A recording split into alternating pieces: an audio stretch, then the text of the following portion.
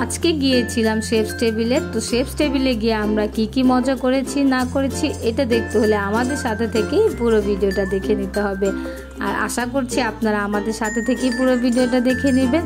তো ভিডিওটা কোনো অংশ যদি একটুও ভালো লেগে যায় তাহলে অবশ্যই সাবস্ক্রাইব দিবেন আর লাইক দিয়ে আমাদের পাশেই থাকবেন।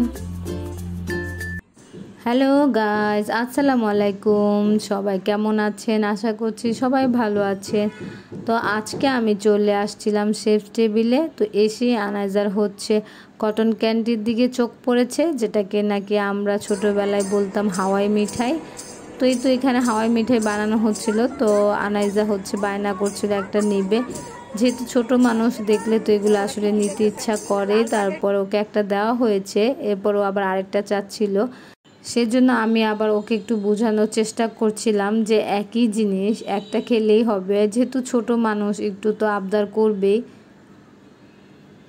তো ওকে বুঝিয়ে টুঝিয়ে সামনের দিকে হাঁটতেই দেখলাম বায়োস্কোপ দেখা যাচ্ছে। তো এই বেবিরা দেখছিল বায়োস্কোপ, যেহেতু আনাইজা ছোট ওইগুলা কিছু বুঝবে না, তো ওদেরকে একটু ক্যাপচার করে নিলাম। আমি অবশ্য বায়োস্কোপ তেমন দেখি নাই কখনো, আমার দেখতে ইচ্ছা হয় না কেন জানি। আর এখানে হচ্ছে কিছু খাবারের আইটেম পাওয়া যাচ্ছিল, যেমন হচ্ছে জিলাপি, লাবাং, এই টাইপের জিনিস। তো আসলে আজকে হচ্ছে শেফস টেবিলে ফেস্টিভ্যাল ছিল, আর এখানে জিলাপি লাইভ বানানো হচ্ছিল, দেখতেও খুব সুন্দর লাগছিল। তো আগে আপনাদেরকে একটু বলে রাখি যে এই ভিডিওটা ছিল 2 মাস আগের, মানে শীত প্রায় শেষের দিকে। তো উইন্টারের সময় ওরা হচ্ছে ফেস্টিভ্যাল দিয়েছিল, আর এখানে কিছু দেশীয় পণ্য পাওয়া যাচ্ছিল। তো খুবই সুন্দর ছিল জিনিসগুলা। তো আমার বাড়িঘর যেহেতু ভাঙ্গা অবস্থায় আছে, তো আমি ভিডিওগুলো দিতে পারিনি ওই সময়। তো ভাবলাম এখন আপনাদের সাথে শেয়ার করে ফেলি, সেজন্যই বলে দিলাম। এটা আসলে শেফস টেবিল উইন্টার ফেস্টিভ্যাল ছিল, এত সুন্দর করে সাজানো হয়েছিল। দেখেন কত সুন্দর লাগছে, লাইটিংগুলো সব কিছু মিলে খুব সুন্দর করে সাজিয়েছিল। তো একটু হাঁটতে না হাঁটতেই চোখে পড়লো কাচের চুড়ির দিকে। তো ভাবলাম আনাইজাকে চুড়িগুলো দেখাই,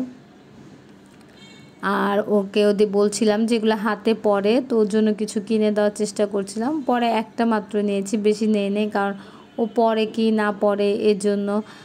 এরপর হচ্ছে আমরা চলে গিয়েছিলাম যেখানে লাইভ পিঠা বানায়। তো এখানে হচ্ছে পিঠা, তারপর ছিট পিঠা এগুলা, তারপর এখানে হচ্ছে ডিম দিয়ে চিতই পিঠা বানাচ্ছিল।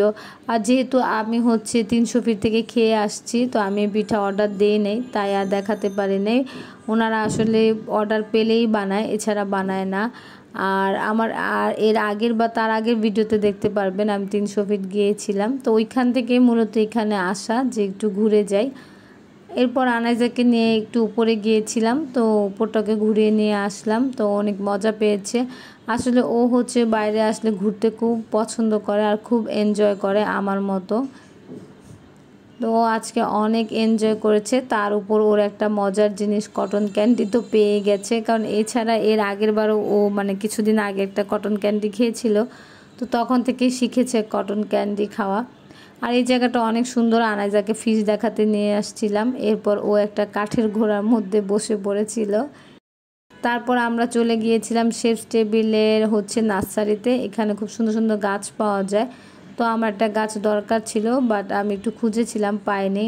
আর এই ক্যাকটাসগুলো তো অসাধারণ ছিল, খুব সুন্দর সুন্দর ফুল ধরেছিল।